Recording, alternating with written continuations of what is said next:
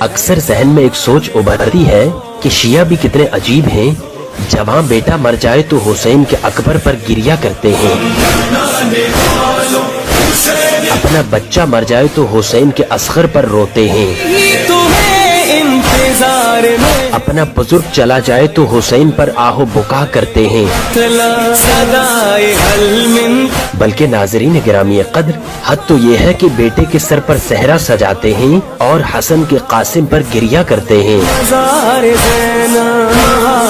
ناظرین محترم، کیسی ہی مصیبت میں کیوں نہ ہو، محرم آتے ہی بیٹھے بیٹھے رونا شروع کر دیتے ہیں، بیٹی کو سر پر چادر لیے دیکھتے ہیں تو رونا شروع کر دیتے ہیں، ٹھنڈا پانی پیتے ہیں تو رونا شروع کر دیتے ہیں۔ لوگ انہیں رونے دھونے والی قوم کہتے ہیں۔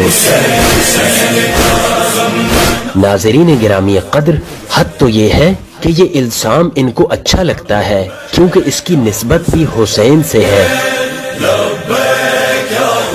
یہ ریاست اور قوم سے کچھ نہیں مانگتے، بس یہی چاہتے ہیں کہ گھر، امام بارگاہ، گلی اور بازار میں ان کو حسین پر رونے دیا جائے۔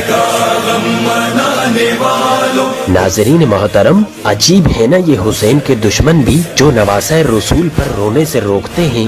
سوچتا ہوں شیعہ بھی عجیب ہیں، دل میں الفت حسین کی ایسی چنگاری لیے پھرتے ہیں کہ اپنوں کو بھول جاتے ہیں، مگر خاتم النبیین کی دختر کے فرزند کا غم سینے سے لگائے رکھتے ہیں۔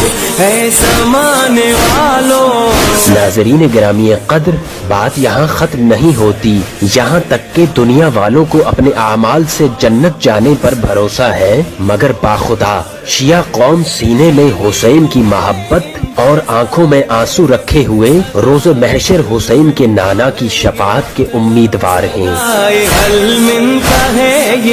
ناظرین ذی وقار، آخر میں ہم یہ کہیں گے کہ ویسے کتنے عجیب ہیں یہ شیعہ بھی، مر جاتے ہیں، کٹ جاتے ہیں، مگر رونے سے نہیں رکتے۔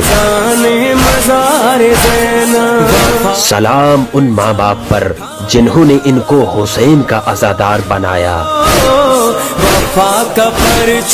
ناظرین محترم، اگر آپ کو ہماری یہ ویڈیو پسند آئی ہو تو کمنٹ سیکشن میں اپنی آراء کا اظہار کر کے ہماری رہنمائی فرمانا ہرگز نہ بھولیے گا۔ نیز یہ ویڈیو اپنے عزیز و اقربا اور دوستان عزیز سے بھی شیئر کیجیے گا۔